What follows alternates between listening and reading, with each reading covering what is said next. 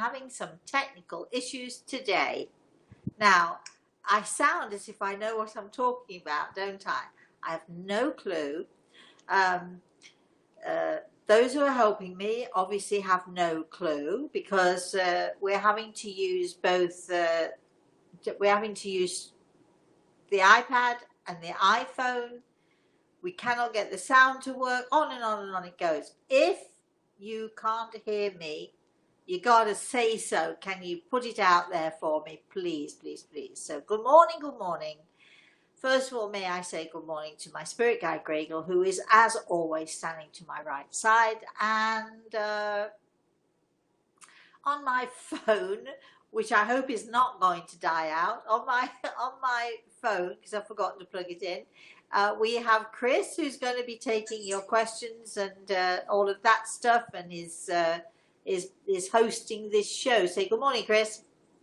Good morning, and Rosemary. People are saying they can hear you just fine. Brilliant, brilliant, brilliant. All right then. So, what is it this morning? Once upon a time. Well, I thought that as the seminar is coming up very soon, that will be the 24th of October, and there are tickets. So even if you go in there and it says there are no tickets, there are tickets available. There really are. But let me see where I'm going now. The seminar is about mediumship and what we should look for in a medium, and what it means to be a medium, and how mediumship works, and all that sort of stuff. It's such a fascinating subject. When I first came into this many years ago, of course, I knew nothing. I was brought up. When I say brought up, my mother used to send us to the local church just at the top of the street, and that was the extent of our religious sort of whatever it is teachings, because at home nobody ever talked about God. I can't ever remember anybody really talking about God in my house until I was way into my late teens. I should tell you that story in a minute too, but first of all, let's begin, because it is story time. Let's begin with once upon a time, as all good stories must begin. When I first came into the work that I'm doing now, I knew nothing at all about it, except that I had this suspicion that it was not a good thing. I'd been brought up by my church, were my family. I went to a Baptist church in England, and I must point out that for those of you who are English, you'll know what I'm talking about. For those of you who are American, I know that when you think of a Baptist church, you think of those wonderful people who sing and they raise their hands in the air and they dance around and everything. They're having so much fun, and that's not how we do it in England. We're a bit stuffy. We sort of, it's much more serious. We do sing, but we sing those, the regular hymns. But my church, my family, the people who ran the church were absolutely fabulous. They were wonderful. They were incredible. So I'm going to sort of slot a story into a story, because talking about mediumship and talking about this particular story, I'm going to tell you about the first time I ever went to a spiritualist church. I think the first or second time. And the first time I sort of had the experience of seeing someone like myself giving messages in the spiritualist church, because most spiritualist churches will invite a medium into the church every week to give messages to their congregation. Now, going back in my childhood, this is sort of a little bit of a back and forth story, so hold on there, bear with me. The only time that I'd ever heard of something sort of a little bit odd or a little bit strange, other than my own experiences as a child and growing up and seeing faces and hearing voices, other than that, apart from that, was one of our teachers, one of the elders of the church. There were two sisters, Joan and Betty Burkett. They were wonderful. And every now and again, They were two sisters. They had two spinster sisters. They lived together. They had this big old house, and they'd invite all the Sunday school kids, of which I was one.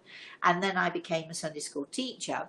And they would invite us every now and again, you know, sort of on a Saturday or a Sunday, and we'd play hide and seek, and they'd give us a little bit of a party, and they'd get food together. It was a fun time. And one time, Betty, who was the quieter sister, we were all sitting round, and they used to tell us stories. Sometimes they were Bible stories, and sometimes they were just, well, whatever. But Betty told us a story of something that happened to her. And she was basically saying to us as kids, you need to pay attention, you need to listen, because God's voice, you never know when you're going to hear it. You never know when it's going to sort of come about that you'll hear God's voice. And so she was telling us a story. She and her sister lived about 2 miles down the road from the church. And she went everywhere on a bike, and she had a basket on the front of a bike, and the sisters just went everywhere on their bikes. So one day she was in her house and busy doing housework and pottering and so on and so forth, and she suddenly heard a voice, quite a loud voice. Get some ice and take it to the church. Well, of course, in those days, remember, we didn't have refrigerators. We certainly didn't have a button to press so we can get the ice. Very few people had ice boxes. Very few people had ice boxes in those days. But the Burkitts were those who did. They were obviously quite well off, and they had an ice chest, and however they used to do it in those days.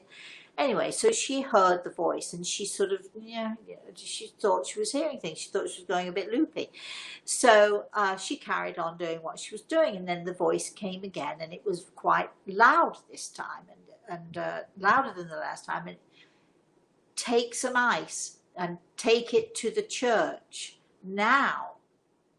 And as she was wondering, where is the voice coming from, and who is the voice, and what should she do, the voice practically shouted at her, made a jump into action, which she sort of rushed to the ice chest, filled a bag with ice, threw it in the basket of a bike, and started pedaling up the street to the church. Halfway to the church, a man came flying out of the house, one of the houses, shouting, and came right sort of up to Betty, stopped her on the bike. Find me some ice, get me some ice. My wife has had an accident, the doctor's here, we need ice. And Betty said, here you go. That ice apparently saved that woman's life. Betty didn't know the woman. How could she know the woman? She was, somebody who lived up the street. You hear things, you see things. So this was my first experience, and also I think that was where I got it into my head about the 3-time rule, which you've heard me say before. I use the 3-time rule all the time.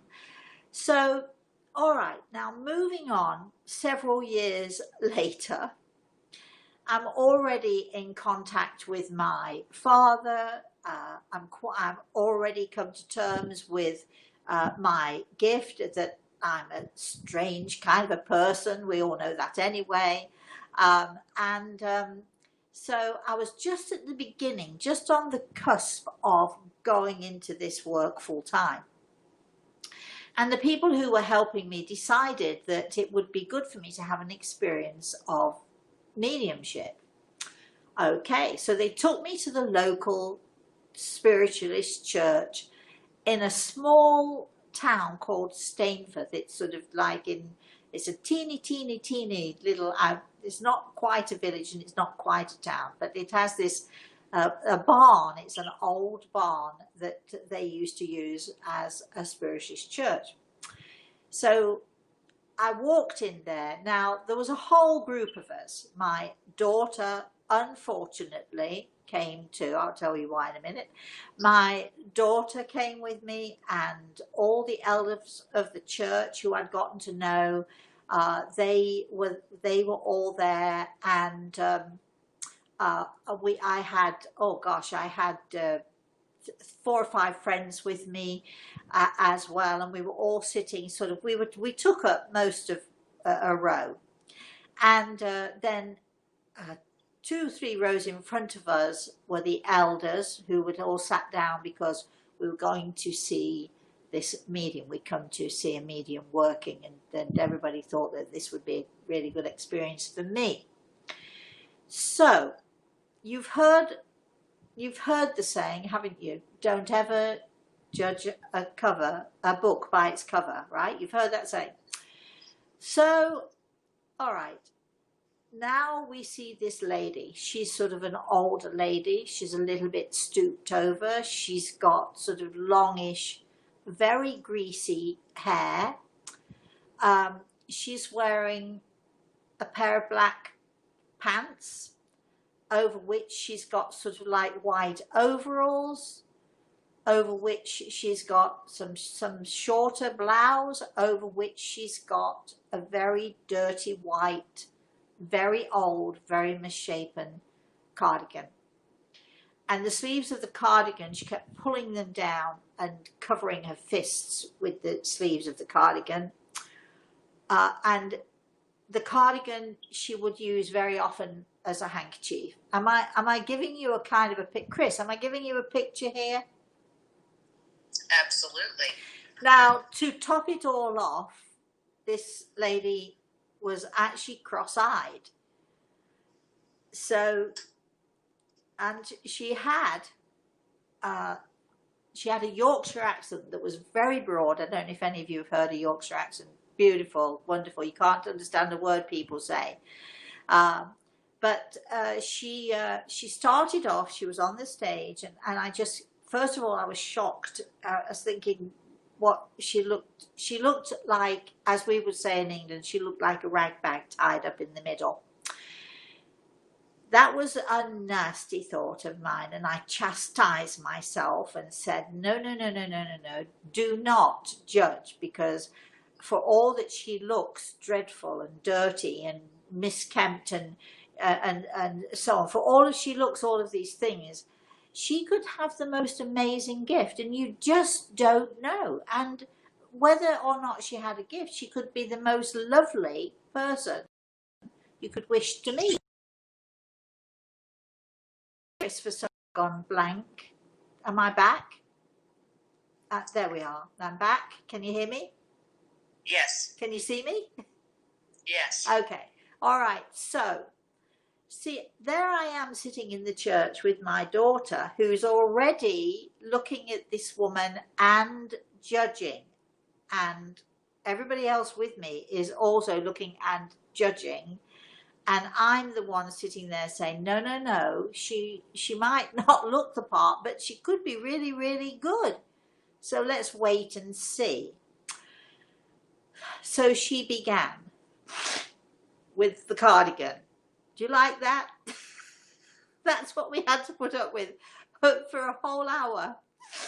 And then with this hand and so on, and I'm not good at that stuff, but anyway, I'm still listening, I'm still paying attention.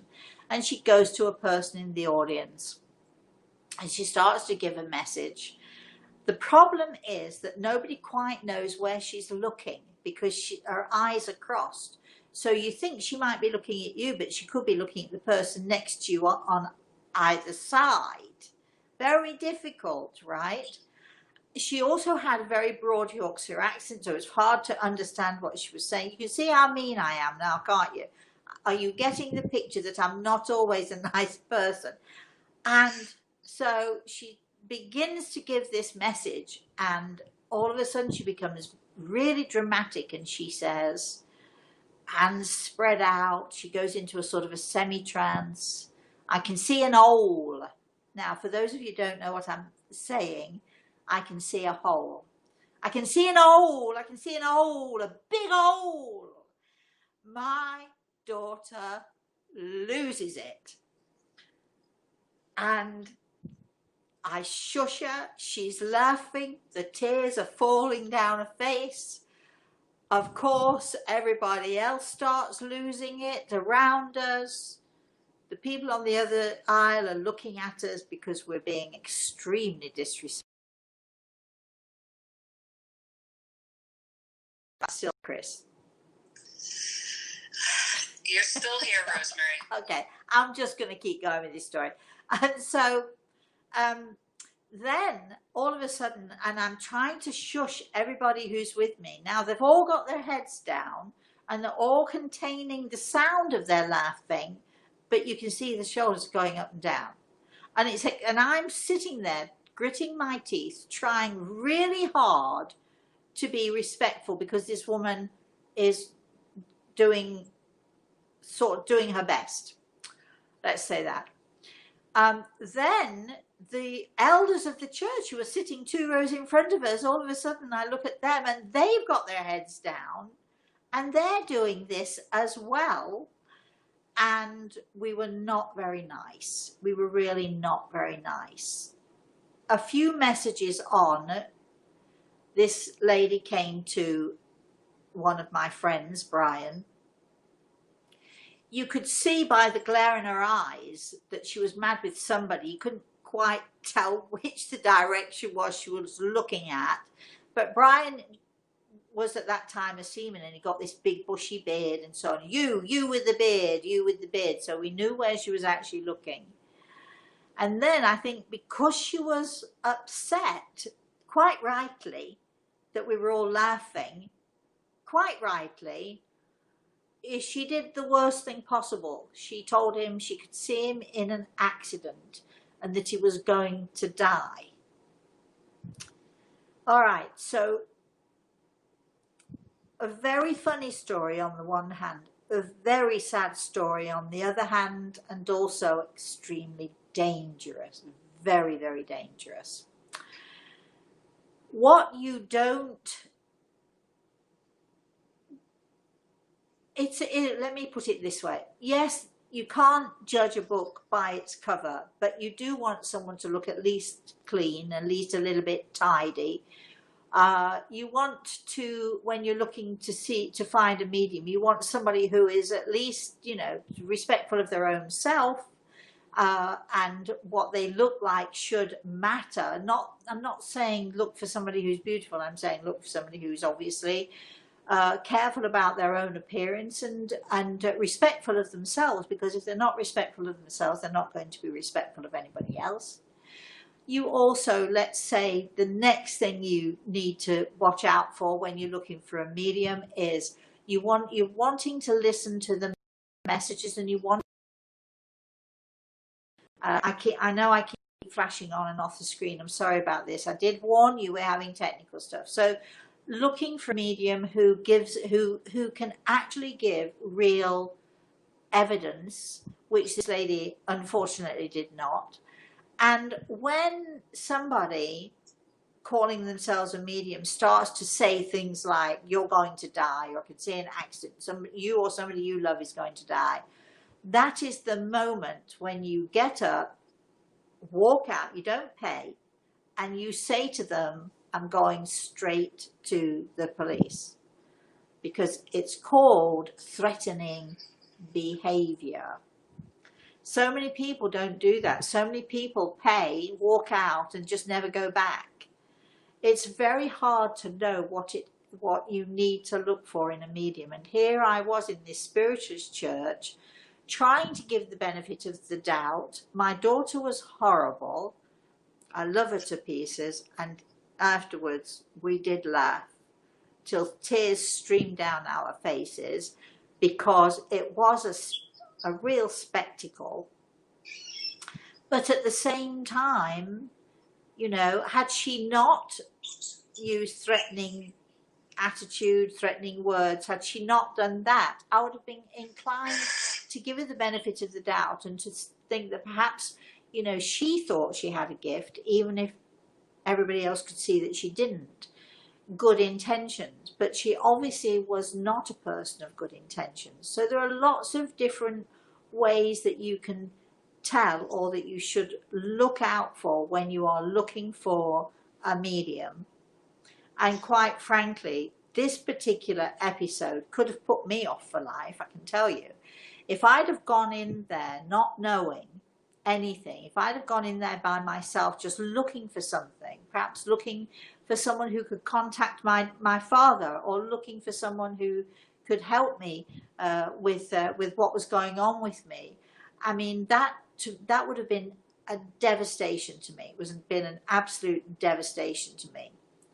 So not only is it the responsibility of the medium to do the best that they can do, it's the responsibility of all of you out there who go to see somebody like me to call them out if they're not doing a proper job.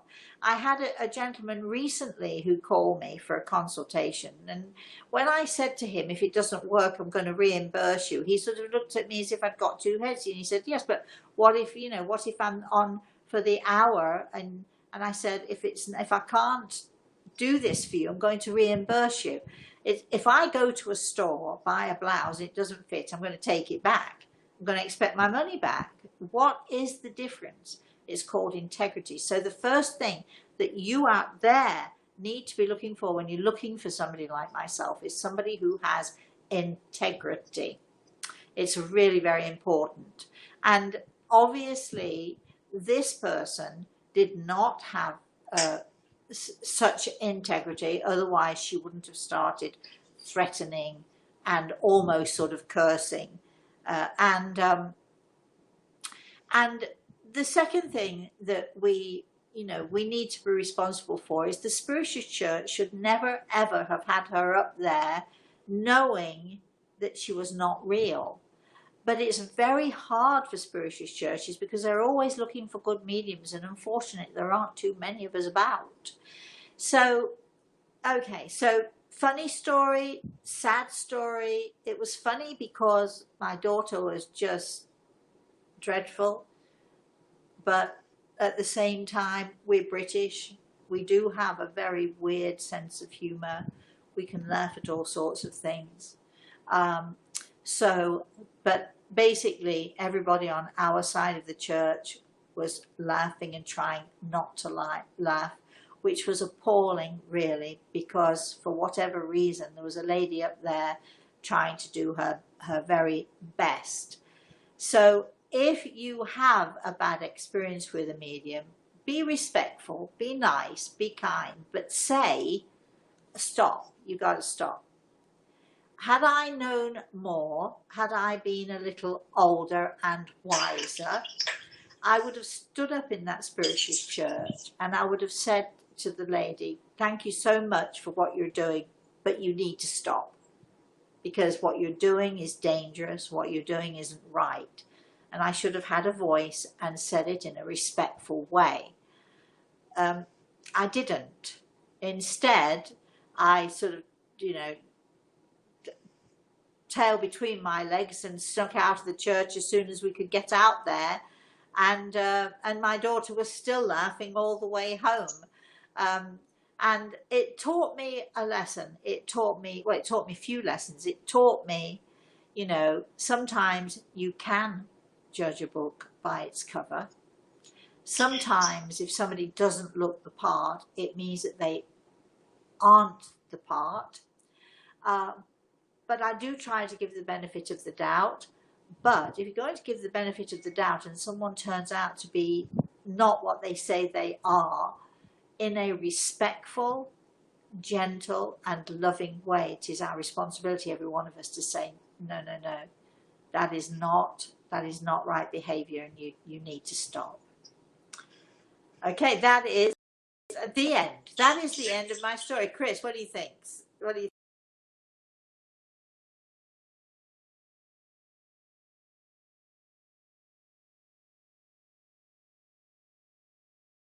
Okay, there we go. Sorry, everybody. I'm popping in and out. But keep going, Chris. What do you think? I have to tell you, everybody online is showing so many laughing emojis at that funny part of your story. You mean? And then the others you mean were that bit? saying, well, that too. But also, they think that she's getting back at you because of the way the internet's coming in. Oh, I think she's long gone, actually. This is going back a few years, and she was much older than me. But oh gosh, yes. No, not buying it. Not buying it at all. That's giving somebody else power that they actually don't have. So I'm not buying that. All right. So Chris, do we have any questions or comments going on there? I'm sure we do. Oh, sure. Loads of comments and questions. I'll start with the first question, and that's from Jackie. Morning, Jackie. How do I open myself more to spirit and the angels? Jackie, that's what the webinar is for. Because not only are we going to talk about mediumship, I'm going to give you some little pointers and little tips as to what you can do and how we can all pay more attention and how we can all listen a little bit more attentively. And what can we do? Can we actually, one of the questions that I'm going to address in the webinar, and truly, I mean, okay, the webinar is on the 24th of October. Chris is going to put the link up there when I'm on screen. No, when you blip in and out, it stops for a minute. Oh, okay then. So you can get tickets. Chris will put up the link a couple of times, I think. So just go to the link that you see. You can get tickets through the link. It'll take you straight to Everbright, who are the people who are organising the tickets and so on. The price of the tickets is $45. It's at least a 2-hour, and I think is it a Saturday morning, Chris? Yes, it is. So you'll see that right there, and you know, if you want to know more about that and tips and things that we can do, one of the questions we're going to be addressing is, do we actually need a medium to connect us to our loved ones in the spirit world? Do we really need to go through someone else? Now, the truth is that if you want to go really in depth about certain situations, if you have, for instance, a legal situation that you'd like help and guidance with, if you have, you know, deeper issues, health issues and so on, you can connect your own self. You do not need a medium unless it is more complex. And if it is more complex, then it is worth going to a medium. Please make sure it's somebody really good who knows what they're doing. They can really get into it with you and get into the depth of it and really see things that you actually perhaps can't see. The amount of times that I've actually, we're going a span of years here, the amount of times that I've said to somebody, there is a clause in the contract, which you haven't seen, or somebody else has a contract, you need to ask your lawyer about this part of it. And people come back to me again and again and again and say, thank goodness you were able to point that out to us. I don't see it. Grey Eagle sees it. Your loved ones in the spirit world see it, and they just tell me about it. If you're trying to do this yourself, it isn't always easy because there's this little thing called imagination. Am I really hearing this? Is it really, really real, or is it my imagination? So sometimes in more delicate or more serious matters, you would need to go to see a medium, a good medium who knows what they're doing. But there are so many times that you can connect with your loved ones in the spirit world without the help of someone like myself. You can connect with that person, and you can hear them, and you can even get to the point where you can see them. And we're going to be talking about that and discussing that on the webinar, in it or on it, I've no idea what it is, in the webinar on the 24th of October. And also at that time, we have once a month so far, we have other webinars planned as well, which are going to help guide, steer you, and you'll find them interesting. And at that time, we'll tell you what those other things are too. So remember, this webinar is our first. We're hoping we're not going to have glitches, but we are going to, and if we do have glitches, we'll just do it again. And all of you who've paid the ticket, you get a second go around, just so you know. So we're looking forward to this. We're having fun. So any questions that you have, any of you, that pertain to what the question just was, they will be answered at the webinar. Yes, Chris? All right, Judith is on. Morning, Judith. Any information on my sister Sandra after surgery? She has been in the hospital a long time. Thank you. Do we have her on my first question is, do we have her on our healing list? And if not, why not? Please send her name to us, and we'll put her on our healing list, and we'll send her healing prayers. Yeah, let's leave it at that for now. I think it's a little bit more complicated than that. What I think that you need to be encouraging her to do is to fight. She seems to have lost a little bit of a fight, or she seems to be a little bit despondent. So the family needs to get together and figure out how you can build her up, not on a physical level, but how you can build her up emotionally and spiritually. But please tell her I'm sending her healing. All right, Chris. Silvana from Italy is on. Morning, Silvana. Rosemary, do you have any information on my sister? No. Keep going, Chris. It's Mary's very. on. Let me just say for all of you out there, just because if I say no doesn't mean don't stop trying, because one time it might be yes, but we have limited time here, and so if it means I've got to stop and spend 5 or 10 or 15 minutes looking for that information, which sometimes I have to do, it's not going to happen. So okay, Chris, keep going. All right, Mary's on. Good morning, Mary. I've had some sleep paralysis and see spiders or black things over the top of me when I wake up. Oh. And as soon as I see them, they run away. Is this just sleep hallucinations or spirits? Definitely not spirits.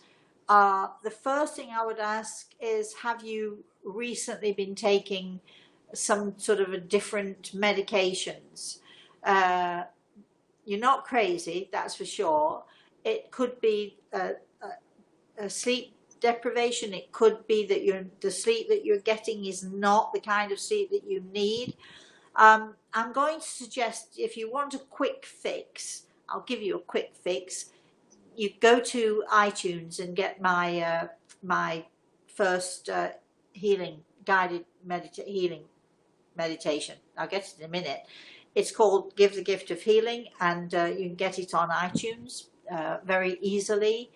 And if you play that and through the day, and you play it just before you go to bed, not when you're in bed, but just before you go to bed, it will relax you, it will calm you, and it will give you the best sleep. So, and if you don't want to do it with mine, you know, get a meditation. You may have meditations already. You may have them. So that sort of thing you can help. I think it's sleep deprivation, but I would be interested to know also if you've for any reason been trying new medicines, or different teas can do it, or different blends of teas can do it, different coffees can do it. I know it sounds weird, but that can cause this sort of thing as well. Okay, Chris,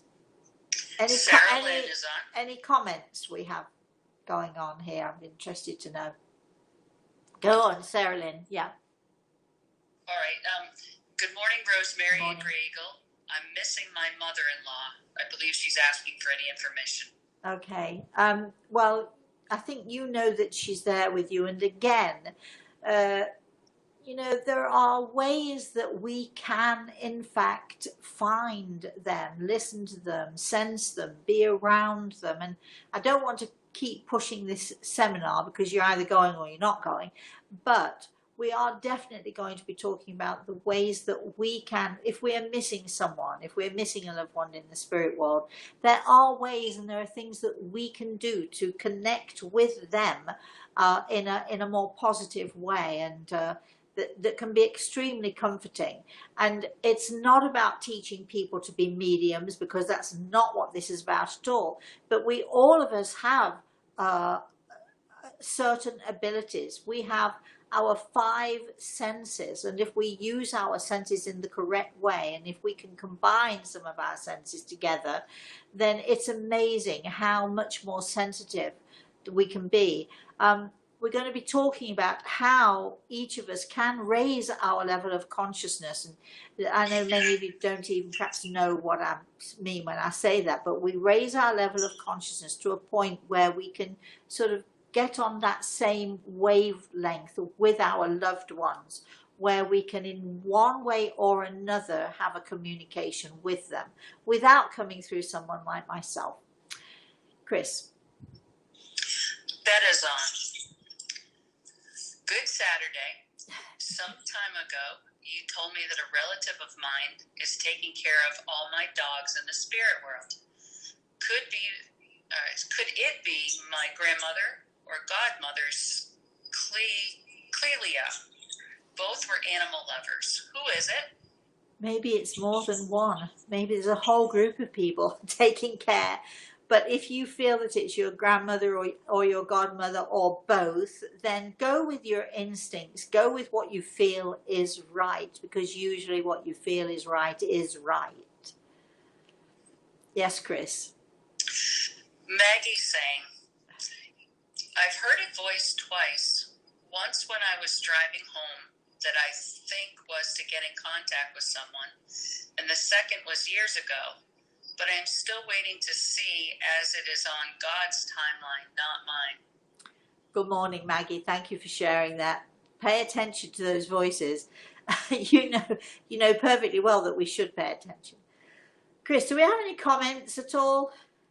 Yeah, Helen's saying, it's lovely to see you. Wow. I just finished reading your first book. Oh, wow. Gosh. All those years ago. And it's still, isn't it a great book? Don't you love that book? I love The Eagle and the Rose. It's when I remember sitting in my garden in England all those many years ago with a pad and a pen, because that's how I used to do it in those days. And even when computers became sort of really, sort of the thing, and everybody was using them, I was still using my pencil and my pad, and then I'd have to get someone to type it up for me. But I remember sitting there and thinking of all of these wonderful stories and how lucky I was to have been a part of other people's stories and other people's experiences of connecting with the spirit world. And one of my favorite stories in The Eagle and the Rose, only because he was one of my favorite connections, was the story of David. And if you just finished reading my book, my darling, you'll know exactly what I'm talking about. David was just very special, and his mother was very special. And whenever somebody mentions that book, it's really like, wow, after all these years, people are still reading that book and still being affected by it, and still hopefully being inspired by it too. Thank you for that. Chris. Valvacious says, I read your book, You Own the Power. You describe being possessed with a demonic spirit. How? You are a high vibrational being, too high to allow that vibe to enter. Can demons have sex with non-demons? Oh gosh. Well, that I almost told that story today because I think it needs some explanation. Here's the thing. Yes, I have a very high vibration. Yes. But I'm not exempt from all of these experiences. And the truth of the matter is that in order to be a sort of, let's say, an all-round, solid, knowledgeable medium, I have had to have had these experiences, many of which I prefer not to have had, I can tell you.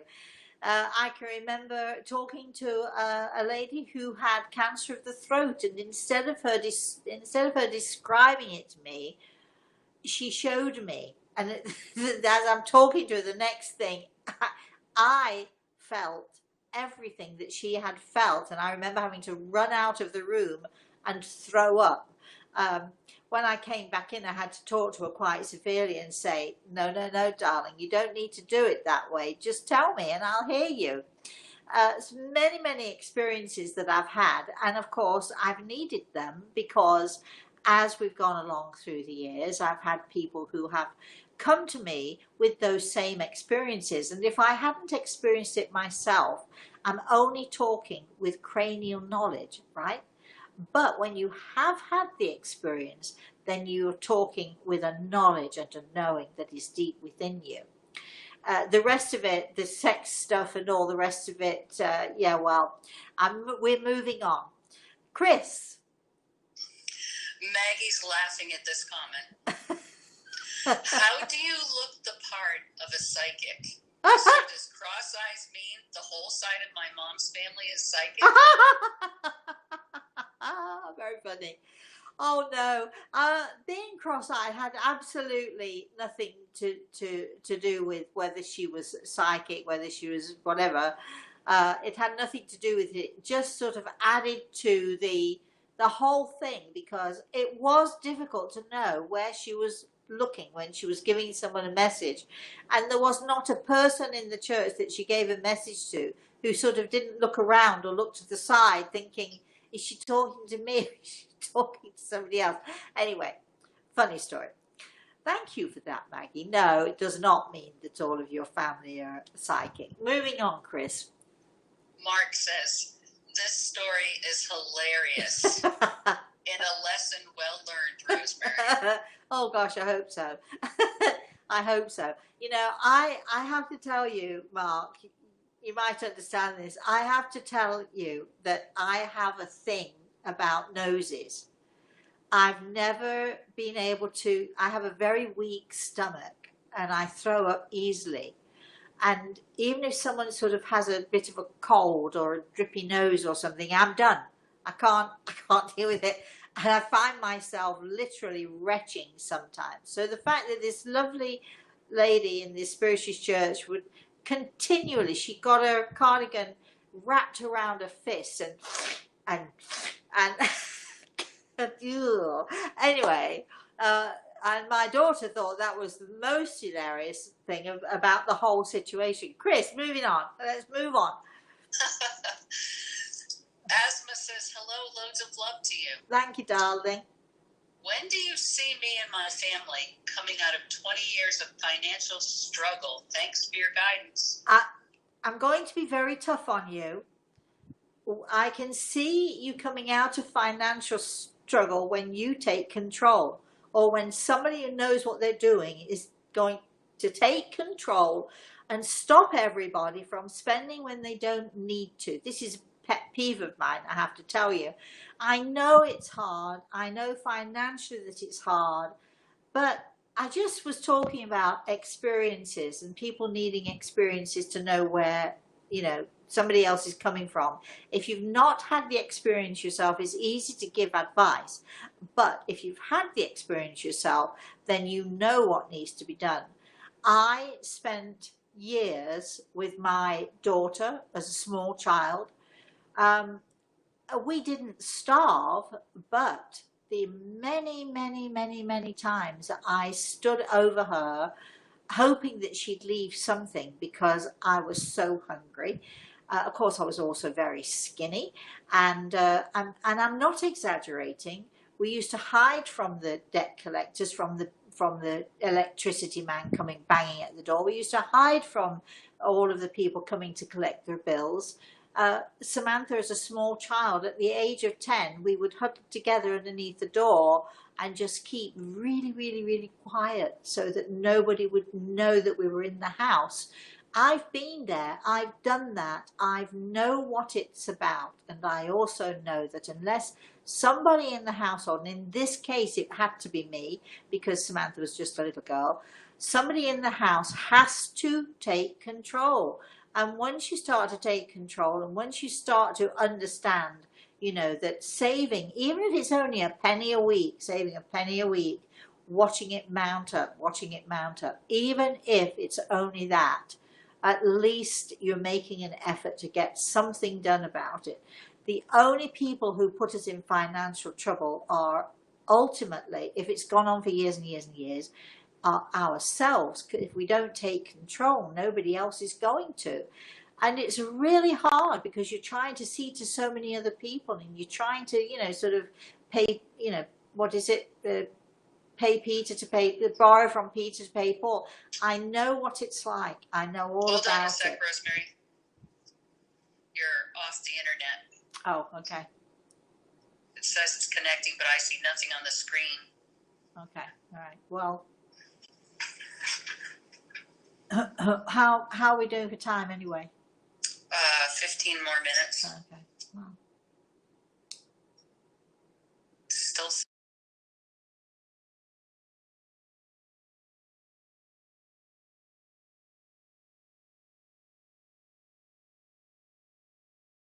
Still not up. There we are. Am I up? Am I back? Not yet. I can't see it on the screen here. I just went off and came back on again. So I'm just going to keep talking because I've got the little red light and everything, and I don't know if anybody can hear me or not. And I know that perhaps I sound harsh when I was just talking about things, but you know, each of us have to be responsible for our own selves, right, Chris? If we're not responsible for ourselves, nobody else is going to take responsibility. So are you saying we're still off? Because I look as if I'm on still. It says something went wrong during the streaming connection. Okay. Would it be better so it looks like it's starting to come on. Would it be better if I went out and came back on again? Shall I try that? Maybe. Let me do that. I'm going to put myself off.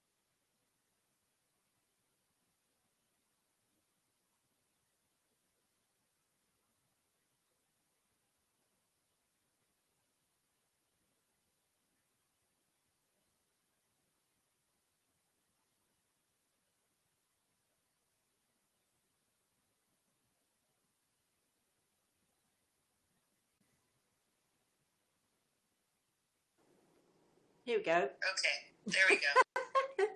Sorry, everybody. It's Chris. You know, what she did was she went away for the weekend to some remote place. And obviously the internet isn't working as well as it should, but we're doing our very best. So I'm sorry if I'm giving everybody a hard time. I'll say again, we do have to take responsibility for our own selves. I'm not really, I promise you, I'm not trying to be mean. I'm just saying you've got to try and do something for your own self, because relying on everybody else is obviously not working.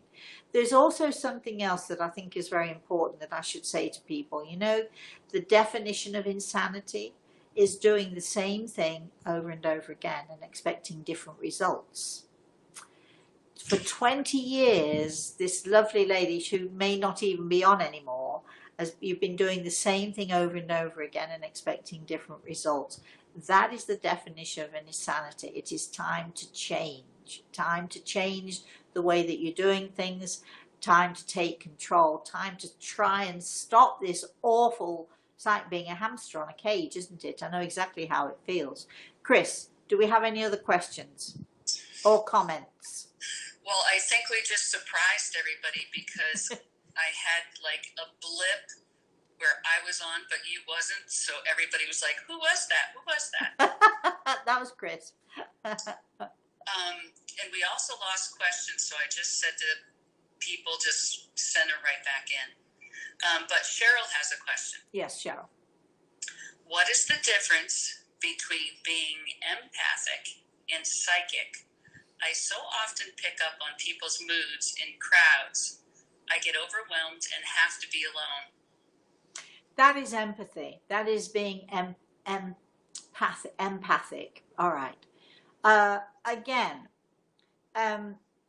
when we can all have cranial knowledge. We can all use our common sense. We can all talk about situations. But unless you've experienced a situation personally, firsthand, unless you have felt the pain of loss, unless you have felt the pain of separation, unless you have actually been in a situation where financially you've got to hide from people, or you've got to, you barely eat, unless you have actually had those things happen to you, it's very hard. We can sympathize, but we can't empathize particularly unless we've had those experiences or experiences similar to that.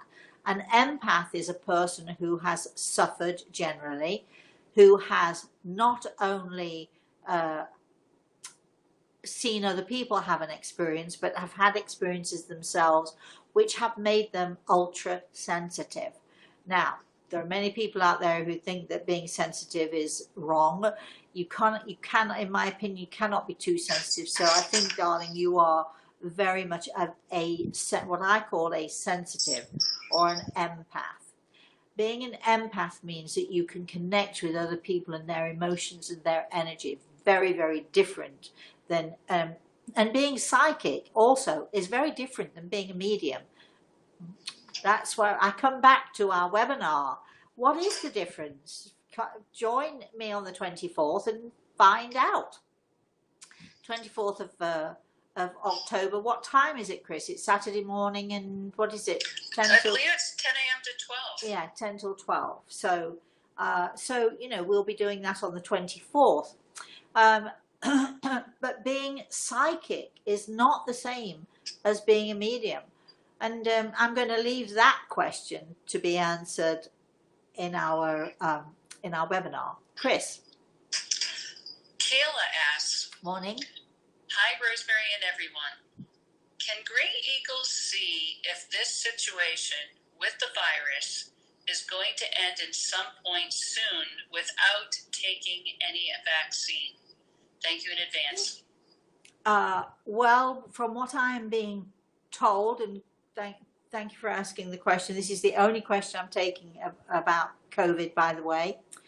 It is like any other disease. It's here. And are we going to eradicate it? There are many diseases over the years that have been completely eradicated, except in certain countries, those diseases still exist because conditions still exist which encourage the diseases to flourish. So I think that that's what's going to happen here with COVID. I do think also, I'm not sure about a vaccine because I've heard talk of people saying that, something on a sugar lump is also a viable thing. But, think about it. When influenza was first diagnosed, recognized, boy, oh boy, it was a deadly thing. It's still deadly to so many people. There are more people in the world. There are more people in America itself who die of influenza every year than die of COVID. Let's put this into perspective, can we, please? Let's put it into perspective. It may be something that we have to deal with. It may be something that is eradicated in some places and not in others. But it is not. The majority of people who get COVID do not die. Simple fact, they do not die. But with all this fabulous media hype and everybody trying to scare everybody and people pointing the finger, I mean, I don't care for Trump, I have to tell you. I think he's an awful person. I also think Hillary's an awful person. I mean, this politics. But pointing the finger and saying it's his fault or her fault, you got to quit, people. Stop it, please. And stop buying into all the media hype, because look, you know what the media does? They're out to sell newspapers. They're out to sell their program. They're out to get people coming to them. And the more powerful and the more dramatic and the more scary they can make a thing, it seems that's what they do. So, let's have a little bit of relax a little bit of let's be sensible. As long as we take proper precautions, as long as we do what we need to do. My grandson, wherever he's been out and about, he comes in and the first thing he does is wash his hands, but he washes his hands thoroughly, as do I, as should everybody.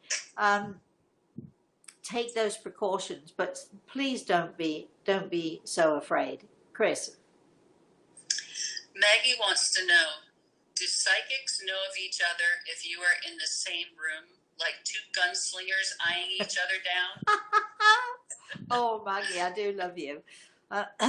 If I was in a room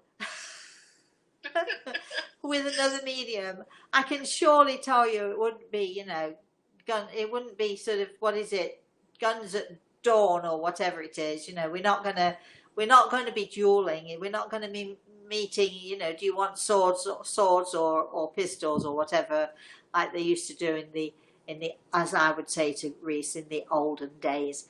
If there were two mediums in the room and they were really, really good at what they did, they would be extremely thrilled to meet each other, I'm sure, and they'd be extremely thrilled to swap stories, and they would also be extremely thrilled that they were meeting somebody else like themselves, because it happens so rarely.